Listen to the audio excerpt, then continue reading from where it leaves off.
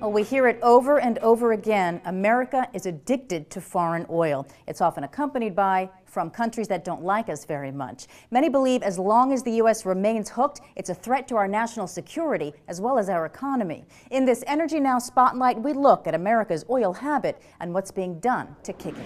Americans will not have to rely on any source of energy beyond our own. Our growing dependence upon foreign sources has been adding to our vulnerability. Dependence on foreign oil threatens our economic independence. America is addicted to oil. Reduce dependence on foreign oil. Reduce our dependence on foreign oil. Throughout history, presidents have warned of the dangers of dependence on foreign oil, often directly linked to war.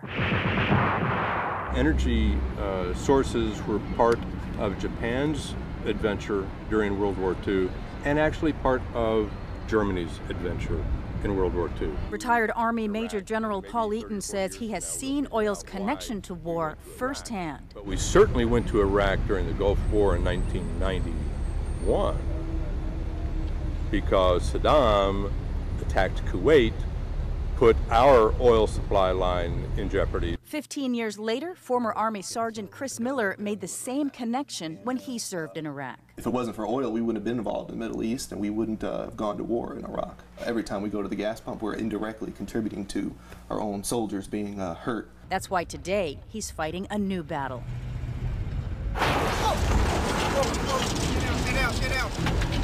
That's the type of IED that earned me a Purple Heart in Iraq 6 years ago. Miller works for Operation Free, a coalition of veterans and national security organizations working to get America off foreign oil. But it's a tough habit to break. The U.S. is the largest consumer of oil in the world, with more than half the petroleum used imported. We borrow $1 billion a day to import oil.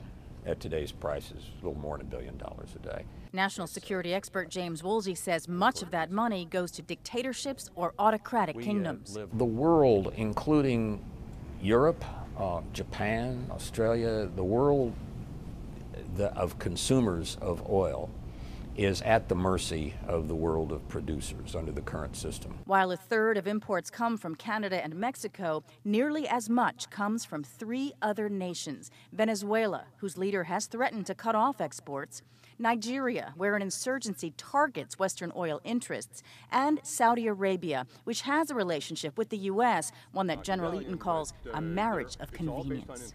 Countries don't have friends. They have interests. Saudi Arabia has interests, and we have interests that may run in parallel with the Saudis. It's not a perfect marriage, but it's a marriage that meets their intent and meets our intent. Our money goes in, their oil comes out. That's pretty much basically it. But the American Petroleum Institute's John Felmy disputes that U.S. dependence on foreign oil poses a threat. Do you think the country's in imminent danger? Well, the first thing to understand is that we only get a small share of oil from the Middle East, which is what everyone cites as being a danger. The 2 largest suppliers are Saudi Arabia, which has been a longtime ally for 60 years, and Iraq. Of course, we're already there in Iraq, so these arguments simply don't hold water. Still, those who worry about America's growing oil dependence say continuing on our current path could have serious consequences, including more conflict with other nations over scarce resources, the pursuit of more environmentally dangerous sources, and worst case, a faster road to extinction of species. Well, despite the dire possibilities, a note of optimism comes from Pulitzer Prize-winning author Daniel Yergin. Our oil demand is on somewhat of a decline. Now we'll see a bump when we come out of the economic downturn, but particularly as our automobiles become more efficient, that really has a very big impact on our demand, and that's what's going to unfold. Meanwhile, back in Illinois, Miller continues his fight for energy independence and says the solutions are laid out before us. We can switch to nuclear, we can switch to solar, we can switch to wind energy, we can even go to clean coal technology. We have all this. All we have to do is sit down and say, okay, this needs to happen. If you don't believe in climate change, or if you don't believe in whatever, the point is, think about the soldiers. Well, Miller has aspirations for a seat in Congress one day, where he says he will soldier on for energy independence.